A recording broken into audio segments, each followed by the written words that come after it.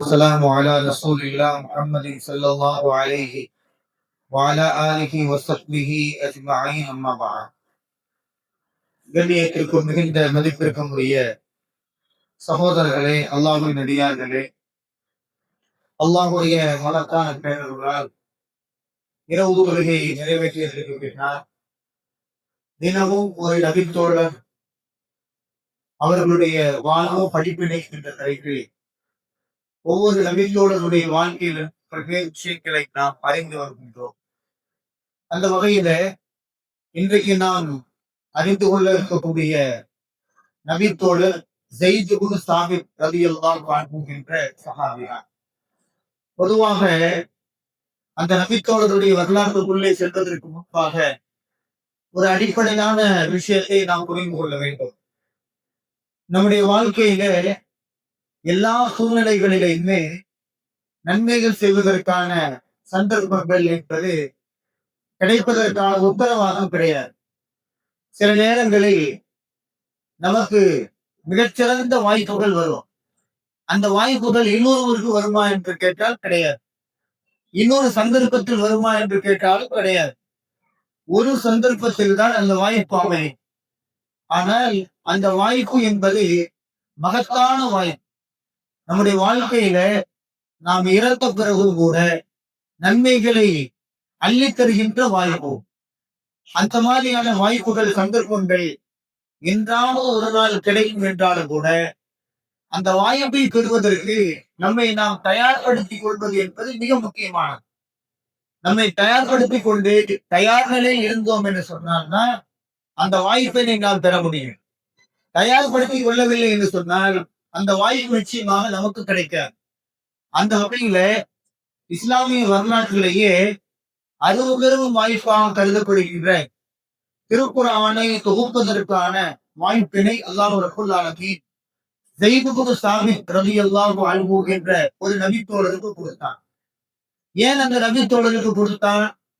என்ன காரணம் என்று கேட்டால், ஸைத் இப்னு சாபித் ரலியல்லாஹு அன்ஹு அவர்கள் ஒரு 25 வயதுக்கு உட்பட்ட இளைஞர் மட்டுமல்ல, அவர் சிறந்த ஒரு அறிவாளியும் கூட.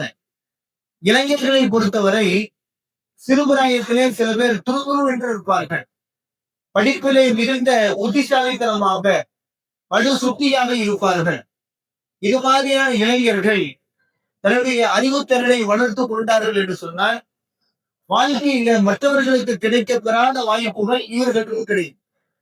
அந்த வகையில ஸைத் இப்னு சாபித் ரலியல்லாஹு அன்ஹு அவர்கள் 25 வயதுக்கு உட்பட்ட இளைஞராக இருந்தாலும் கூட அவருக்கு இருந்த அந்த அறிவாற்றல், அந்த திறமையை சமூகத்தில் நிரூபித்திருந்தார்கள்.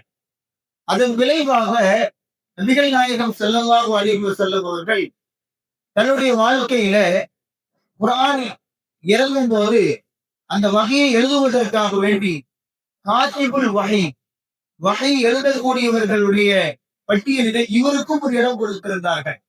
பெரும் பெரும் சஹாபாக்கள், திறமை மிக்கவர்கள், அனுபவசாலிகளாக இருப்பவர்கள், சமூகத்திலே மதிக்கத்தக்கவர்கள், அவர்களுக்கு தான் அந்த இடம் கிடைத்தது. ஆனால் சின்ன பிள்ளையாக இருக்கக்கூடிய ஒரு இளைஞனாக இருக்கக்கூடிய ஒருவருக்கு அந்த வாய்ப்பு கிடைத்தது என்று சொன்னால் அது ஸைத் இப்னு சாபித் ரலியல்லாஹு அன்ஹு அவர்களுக்கு தான். நபிகள் நாயகம் ஸல்லல்லாஹு அலைஹி வஸல்லம் அவர்கள் ஒருவருக்கு ஒரு வாய்ப்பை கொடுக்கிறார்கள். அதுவும் ரொம்ப முக்கியத்துவம் வாய்ந்த வாய்ப்பு. என்ன மாதிரி வாய்ப்பு என்று கேட்டால், திருக்குர்ஆன் அருளப்படும் போது எங்கே அது மறந்து விடுமோ என்ற பயத்தில் நபி அவர்கள் திரும்ப திரும்ப ஓதிக்கொண்டே இருப்பார்கள். அல்லாஹ் குர்ஆனிலே சூரா அல் கியாமா என்ற சூறாவில் கூறுகின்றான், நபியே, நீங்கள் அவசரப்பட்டு திரும்ப திரும்ப ஓதாதீர்கள். இன்ன அலைனா ஜம்அஹு வ குர்ஆனா, இந்த குர்ஆனை ஒன்று திரட்டுவது நம்முடைய பொறுப்பு, நம்முடைய கடமை என்று அல்லாஹ் சொல்லக்கூடிய அளவிற்கு நபி அவர்கள் திருக்குர்ஆன் அருளப்படும் போது திரும்ப திரும்ப ஓதி அதை உறுதிப்படுத்திக் கொள்வார்கள். அப்படியானால் திருக்குர்ஆன் என்பது எவ்வளவு முக்கியத்துவம் வாய்ந்தது, திருக்குர்ஆனை மனனம் செய்வது என்பது எவ்வளவு முக்கியத்துவம் வாய்ந்தது, திருக்குர்ஆனை பதிவு செய்வது என்பது எவ்வளவு முக்கியத்துவம் வாய்ந்தது. பதிவு செய்யும் போது ஒரு சிறு பிழை ஏற்பட்டாலும் கூட அந்த பிழை என்பது யார் பதிவு செய்தாரோ அவரை நோக்கி இருக்காது, ஒட்டுமொத்த திருக்குர்ஆனை நோக்கி இருக்கும். திருக்குறானை பொறுத்தவரை அல்லாஹ் ரப்பல் ஆலமீன் அதனுடைய தனிச்சிறப்பாக வைத்திருப்பது என்று சொன்னால் அது ஒரு அற்புதம். அதே போன்ற ஒரு குரானையோ ஒரு சூறாவையோ ஒரு அத்தியாயத்தையோ ஒரு 10 வசனங்களையோ யாருமே கொண்டு வர முடியாது என்று சேலஞ்ச் பண்ணக்கூடிய ஒரு வேதம் திருக்குறான். அதை எழுதும் போது ஏதாவது தவறு இழைத்து விடுவார்கள் என்று சொன்னால் திருக்குறானை பொய்ப்பிப்பதற்கான வாய்ப்புகளை ஏற்படுத்துகிறது. எனவே ரொம்ப முக்கியத்துவம் வாய்ந்த இந்த பொறுப்பில் ஜெயித்குன சாபித் ரலியல்லாஹு அன்ஹு என்ற ஒரு இளைஞரை ரசூல் ஸல்லல்லாஹு அலைஹி வஸல்லம் அவர்கள் ஏற்படுத்தினார்கள் என்று சொன்னால், வகை எழுதக்கூடிய பொறுப்பை கொடுத்தார்கள் என்று சொன்னால், தன்னுடைய மதி உற்பத்தை இந்த அளவிற்கு அவர் வெளிப்படுத்தி இருப்பார். தன்னுடைய பொறுப்புணர்வை இந்த அளவுக்கு வெளிப்படுத்தி இருப்பார். கவனத்தில் கொள்ள வேண்டும். சில பிள்ளைங்க சிறிய பிராயத்தில் இருந்தாலும் கூட பொறுப்பா இருப்பார். சில பிள்ளைங்க பொறுப்பா இருக்க மாட்டான். ஏனோ தானோடு இருப்பான். ஏதோ வருவாங்க போவாங்க. ஒரு வேலை ஏதோ செய்வார்கள். அவ்வளவுதான். ஆனா பெர்ஃபெக்டா செய்வாங்களா? பொறுப்புணர்வோடு செய்வார்களா என்று சொன்னால் என்று சொல்ல முடியாது. ஆனா செய்தி சார்ந்த கல்வி எல்லாம் வருபவர்கள் திறமையானவராக மட்டும் இருக்கவில்லை, பொறுப்பானவராகவும் இருந்திருக்கிறார். தன்னுடைய வேலையை மிகச்சரியாக செய்யக்கூடிய அந்த திறனையும் பெற்றிருந்திருக்கிறார். எனவேதான் நபி அவர்களுடைய மரணத்திற்கு பிறகு யமாமா போர் என்று ஒரு போர் நடக்கிறது. அதாவது நபி அவர்களுடைய காலத்திலேயே அதற்கு பின்னாலும் கூட தன்னை நபி என்று சில பேர் வாதிட்டார்கள். அந்த நபி என்று வாதிட்டவர்களை ஒருவர் தான் உசைலமத்துடன் கல்தாம் என்று சொல்லக்கூடிய ஒருவர்.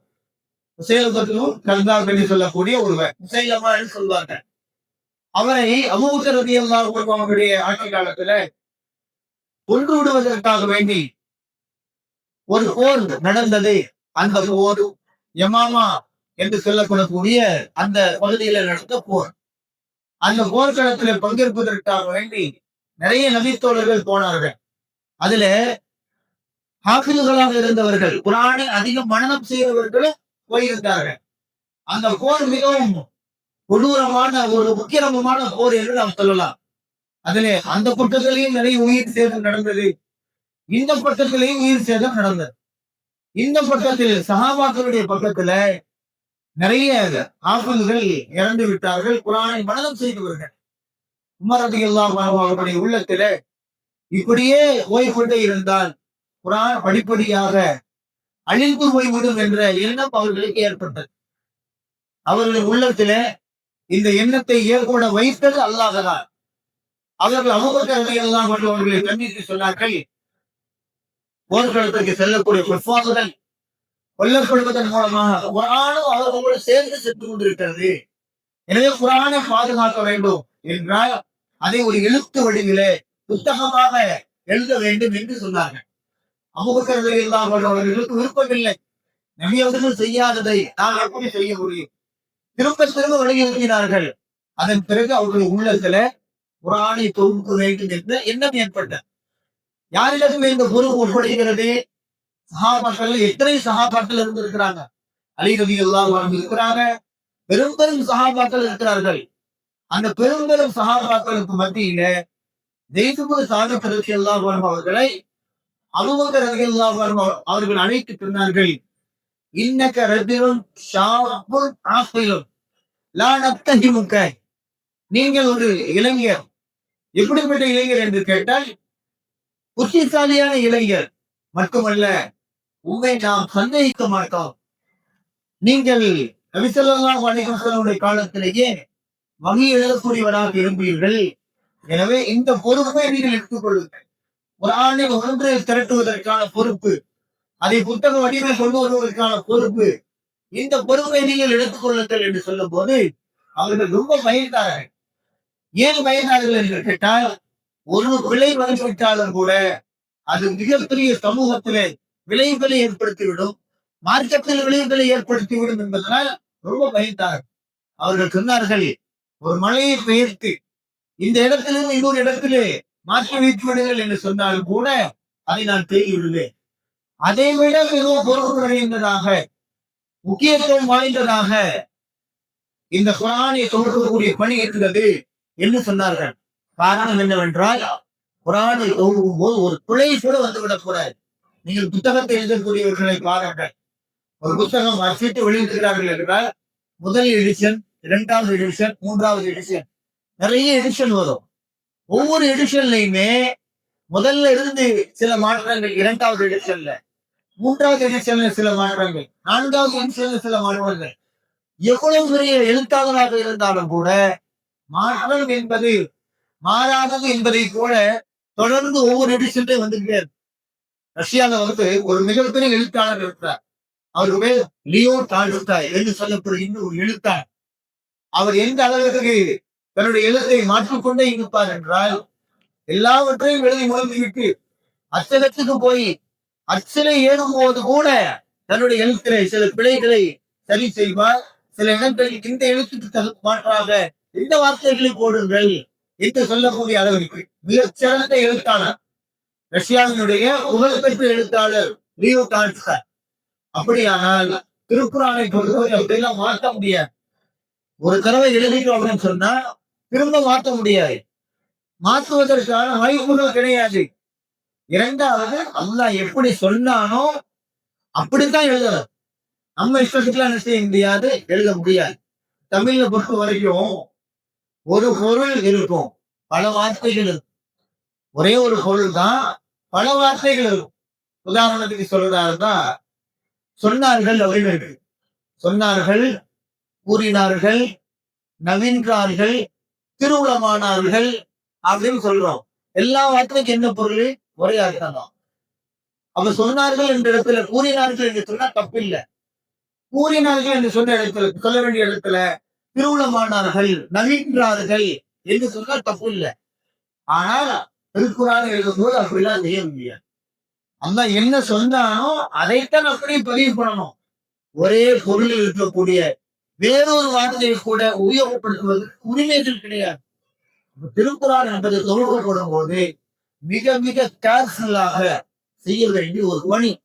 இந்த பணி யாருக்கு கிடைக்கப்பட்டது என்று சொன்னால், ஜெய்துல் சாபித் ரலியல்லாஹு அன்ஹு அவர்கள் கிடைக்கப்பட்டது. அவர்கள் குறித்து அபூபக்கர் ரலியல்லாஹு அன்ஹு அவர்கள் சொல்லும் போது, இன்னக ரஜுலுன் ஷாபுன், நீங்கள் ஒரு இளைஞர். இளைஞர்களை பொறுத்தவரை துடிப்பாக இருப்பார்கள்.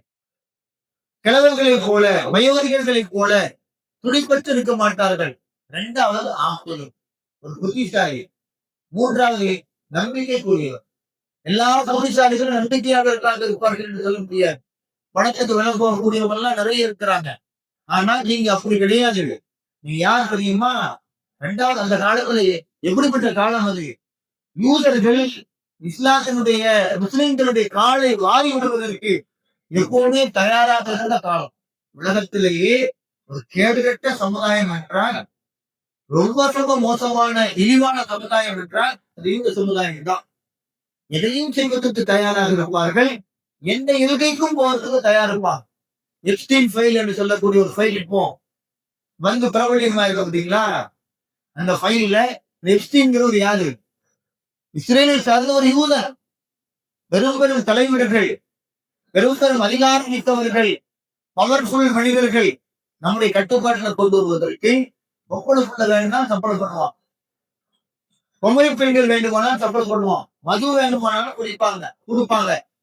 எந்த அளவுக்கு என்று சொன்னால், மனித மாமிசம் பரிமாறப்பட்டிருக்கிறது என்று சொல்லக்கூடிய அளவிற்கு மிக மோசமான காரியத்தை செய்து தன்னுடைய காரியத்தை சாதிப்பதற்காக செய்திருக்கிறார். இது மாதிரியான யூதர்கள் நபியினுடைய காலத்திலையும் அதற்கு பின்னால் உள்ள காலத்தையும் மதீனாவில் நிரப்பமாக இருந்தார்கள். மட்டுமல்ல, கடுமையாக வெண்கண் உள்ளவர்கள், குரோத சிந்தனைகள் உள்ளவர்கள். இவர்களுக்கு மத்தியிலே குரானை தோறும் போது சந்தேகத்திற்கு அப்பாற்பட்ட ஒருவர் தான் மிகச்சரியாக செய்ய முடியும். இந்த பொறுப்பை ஜெய்துல் சாபித் ரலியல்லாஹு அன்ஹு அவர்களுக்கு அபூபக்கர் ரலியல்லாஹு அன்ஹு அவர்கள் கொடுத்தார்கள். மட்டுமல்ல, உமர் ரலியல்லாஹு அன்ஹு அவர்கள், உஸ்மான் ரலியல்லாஹு அன்ஹு அவர்கள், பெரும் பெரும் சஹாபாக்கள் எல்லாம் அதை அங்கீகரித்தார். யாரும் ஆட்சேபனை தெரிவிக்கல. எவ்வளவு பெரிய பொறுப்பு கொண்டு போய் சின்ன பைத்த போது இல்ல, யாரும் சொல்லல. எல்லாருடைய உள்ளத்திலையும் தகுதியான ஒரு இடத்துல மிகச்சிறந்த பொறுப்பு ஒப்படைக்கப்பட்டிருக்கிறது என்று சொல்லப்படக்கூடிய அளவிற்கு ஜெய்துல் சாபித் ரலியல்லாஹு அன்ஹு அவர்கள் இருந்தார்கள் என்று சொன்னால், அவர்கள் இளைஞர்களுக்கு ஒரு மிகச்சிறந்த பிராணம். யாருக்கு அல்லாஹ் ரப்பல் ஆலமீன் அறிவு ஞானத்தை கொடுத்திருக்கிறானோ, அறிவு ஞானத்தை பொறுத்தவரை நம்முடைய கையில கிடையாது. யூத்தில் ஹிக்மத மையஷா, தான் நாடியவர்களுக்கு அல்லாஹ் மதிநுட்பத்தை கொடுக்கின்றார்.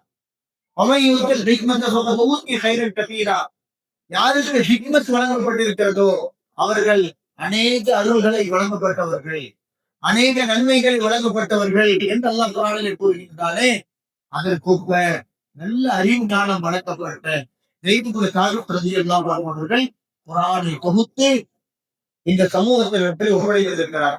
எவ்வளவு புண்ணியமான காரியம். அவர்கள் இறந்து 1400 ஆண்டுகள் ஆகிவிட்டது. ஒரு பிழை இல்லாமல் உலகத்தில் இருக்கக்கூடிய எந்த நாட்டில் எந்த மொழியை பேசுபவர்கள் எந்த மூலை முடுக்கில் இருந்தாலும் கூட எல்லோரும் ஒரே மாதிரி தான் குர்ஆனை ஓத வேண்டும். வேறு மாதிரி ஓதுவதற்கான வாய்ப்புகள் கிடையாது. ஒரே மாதிரி ஒரே ஸ்லாங்ல ஓத வேண்டிய கட்டாயத்திற்கு இருக்கக்கூடிய சமூகம் அவர்கள் ஓதக்கூடிய திருக்குர்ஆனை எல்லாம் அவர்கள் நமக்கு தொகுத்து தந்திருக்கிறார்கள் என்றால் எவ்வளவு ஒரு நன்மை தந்து சம்பாதித்து விட்டார்கள்.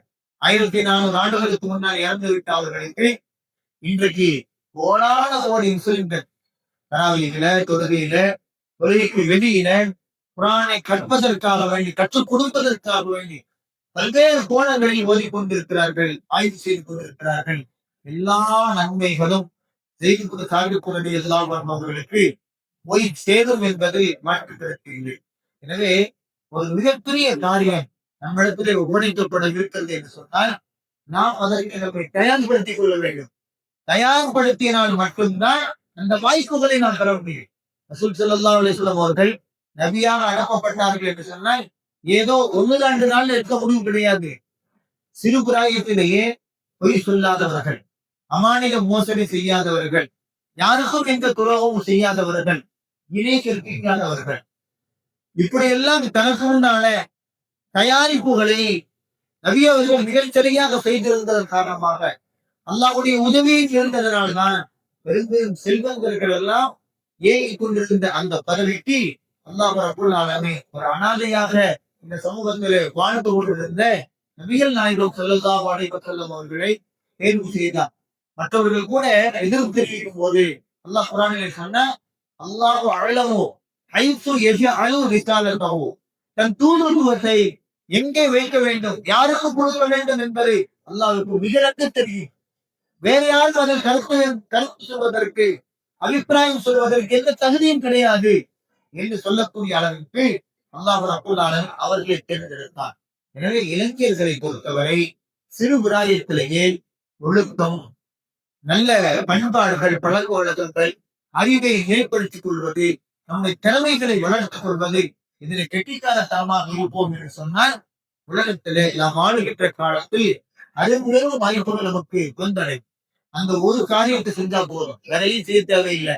அந்த ஒண்ணு செஞ்சாலே நாளை முழுக்க மரணத்திற்கு பிறகு கூட உலகம் உள்ளளவு கூட நன்மைகளை செய்து கொண்டே இருப்பதற்கான, நன்மைகள் வந்தடையில் கொண்டே இருப்பதற்கான வாய்ப்புகளை முடியும். எல்லாம் உள்ள அல்லாஹ் சுப்ஹானஹு வ தஆலா அந்த நல்ல வாய்ப்பை நமக்கும் நம்முடைய சந்ததிகளுக்கும் நன்றி அருள்பாலிப்பானாக. வாகுர் தஅவானா அல்ஹம்துலில்லாஹி ரப்பில் ஆலமீன். அஸ்ஸலாமு அலைக்கும் வ ரஹ்மத்துல்லாஹி வ பரகாத்துஹு.